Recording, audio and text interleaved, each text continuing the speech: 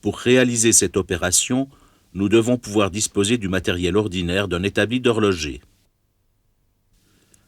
Nous utiliserons la méthode d'huilage à l'huileur automatique garnie d'huile Microgliss D5 et d'huile fine Moebius 9010. Précisons que seuls les pivotements des mobiles sont lubrifiés dans le train de rouage. Le pivotement est réalisé dans le rubis. Une fois l'huile déposée dans l'huilier, celle-ci, par capillarité, se répand sur les surfaces entre rubis et pivots. Lorsqu'on lubrifie un rubis pour la première fois, il est nécessaire de contrôler, sur une surface propre et lisse, la taille de la goutte et de procéder à un réglage si besoin est. La pointe de l'huileur doit être en bon état et propre.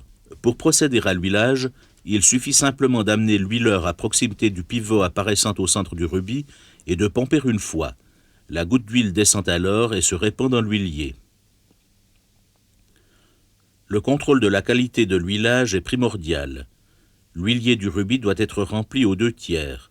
Aucune trace d'huile ne doit apparaître sur le filet de la pierre. L'huilage réalisé, on ne doit plus démonter les mobiles. Le démontage provoquerait des coulées d'huile néfastes au fonctionnement ultérieur correct de la montre. L'huilage du train de rouage du mouvement doit être réalisé en tenant compte des spécifications du fabricant d'ébauche.